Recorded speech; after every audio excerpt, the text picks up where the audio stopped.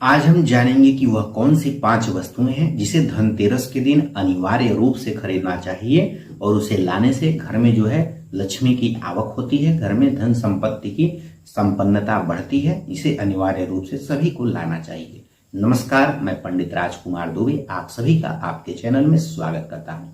तो आइए जाने कि इस धनतेरस या कोई भी धनतेरस हो, धनतेरस वाले दिन वह कौन सी ऐसी वस्तुएं हैं जिन्हें अनिवार्य रूप से खरीद करके अवश्य ही इस दिन लाना चाहिए। तो इसमें सबसे नंबर 1 पर आता है झाड़ू। सभी व्यक्तियों को प्रयास करके इस दिन झाड़ू अवश्य ही खरीदनी चाहिए। झाड़ू में भी जो है आप लोगों को प्लास्टिक की झाड़ू कभी भी नहीं खरीदनी चाहिए। फूल झाड़ू या फिर बेत वाली जो झाड़ू होती है सीक वाली, उसे आप खरीद सकते हैं। तो इस दिन झाड़ू अनिवार्य रूप से खरीदना चाहिए। इसके अलावा जो दूसरी वस्तु है वह है धनिया। धनिया भी आप लोगों को इस दिन अनिवार्य रूप से खरीदनी चाहिए। धनिया लाइए और उसकी पोटली उस दिन जो है आप धनिया लाइए और इस दिन आप गणेश लक्ष्मी जी को चढ़ा दीजिए और उसको जो है पोटली बना करके पीले कपड़े में या लाल कपड़े में बांध करके, लाल कपड़ा सबसे उपयुक्त है, उसमें उसको बांध करके और लक्ष्मी जी के पास ही रख देना चाहिए। या फिर जो है उसे जो ही आप जहां पर रुपए पैसे रखते हैं वहां पर आप उसको रख सकते हैं। तो इस दिन धनिया भी अवश्य ही लाना चाहिए। इसके बाद जो तीसरी वस्तु है वह है कवलगट्टे। तीसरी वस्तु है वो है आपका जो है कौड़िया।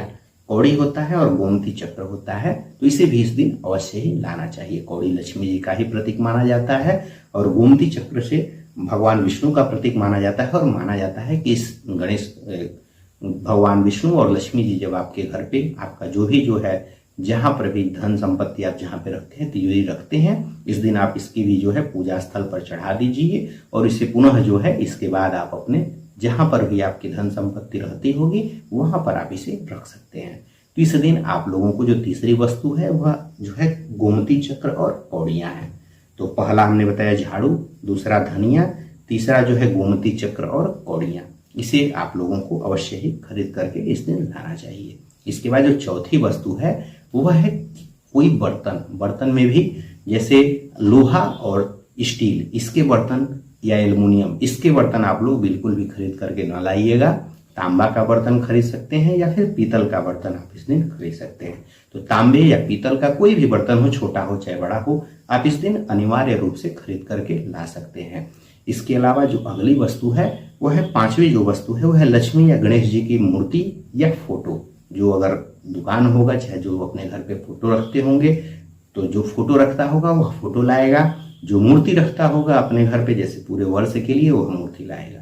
तो इस दिन गणेश लक्ष्मी जी की प्रतिमा या फिर फोटो अवश्य ही लानी चाहिए और उनकी जो है घर पे रख करके और पूजा भी करनी चाहिए। इसके अलावा धनवंतरी की भी अगर फोटो हो जाए तो और भी अच्छी है। गणेश जी की फोटो अगर रिद्धि सिद्धि के साथ रहे तो और भी अच्छा होता है। तो इस दिन गणेश और लक्ष्मी जी की जो है फोटो या मूर्ति अवश्य ही खरीद करके लानी चाहिए।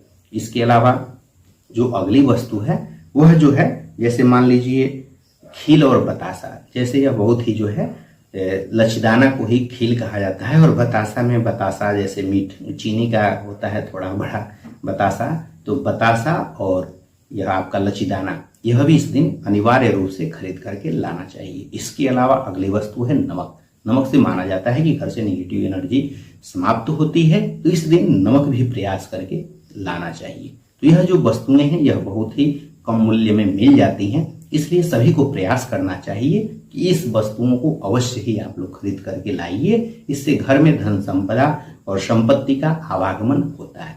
और जो पढ़ने वाले बच्चे हैं, पढ़ने वाले बच्चे इस दिन जो है पुस्तक अवश्य ही खरीद करके लाइए। कोई अपना पढ़ने वाला पुस्तक अवश्य खरीदिए और एक कॉपी जो है और एक कलम। यह 3 वस्तुएं जो पढ़ने वाले छात्र हैं वह इन 3 वस्तुओं को अवश्य ही खरीद करके लाइए।